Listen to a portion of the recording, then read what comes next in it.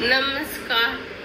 आज 18 मे 2025 लोकसत्ता वाचत होते तर एक चांगला लेख दृष्टीस पडला.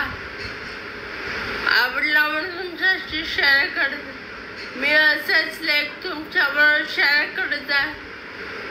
आवडले तर लाईक, कमेंट, शेअर आणि चॅनलला सबस्क्राईब करा.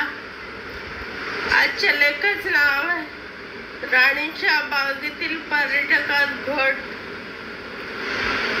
भाळखळा येथील वीरमाता जिजाबाई भोसले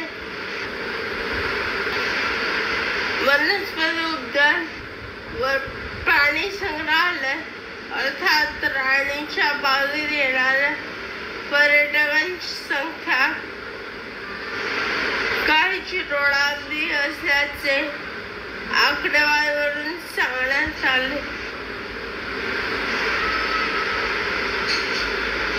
गेल्या 3 वर्षात नवीन प्राणी आणण्यात अपयश आल्यामुळे ही संख्या रोडावत असल्याची शक्यता वर्तवली जात आहे.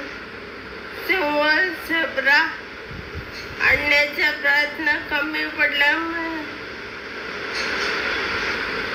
व विदेशी प्राणी आणण्याकरता नियमावली आड येत असल्यामुळे नवीन प्राणी येऊ शकले नाही.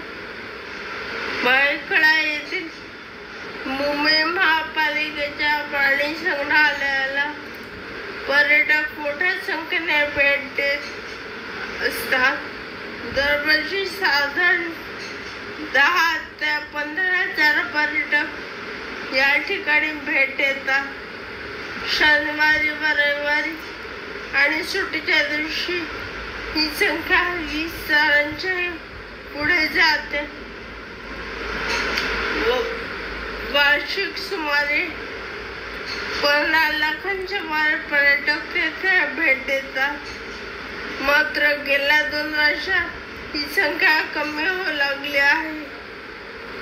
भाळखळ्याच्या प्राणी संग्रहालयात पेंग्विन येण्यापूर्वी दरवर्षी सुमारे 12 लाखापर्यंत पर्यटक भेट देत होते व सुमारे 1 कोटीपर्यंत वार्षिक महसूल मिळत होता.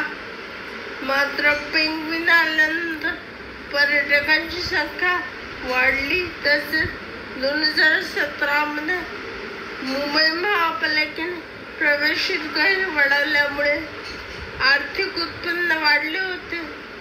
त्यामुळे प्राणी संग्रहालयाला वार्षिक 5 ते 7 कोटींचा महसूलही मिळाला होता. तर टाळेबंदीनंतर 2022 ते 23 मध्ये प्राणी संग्रहालयात पर्यटकांची कमी संख्या नोंदवली गेली व महसूलही 1 कोटींच्या पुढे गेला. मात्र ही संख्या गेल्या आर्थिक वर्षात कमी झाल्याचे आढळून आले आहे. धन्यवाद.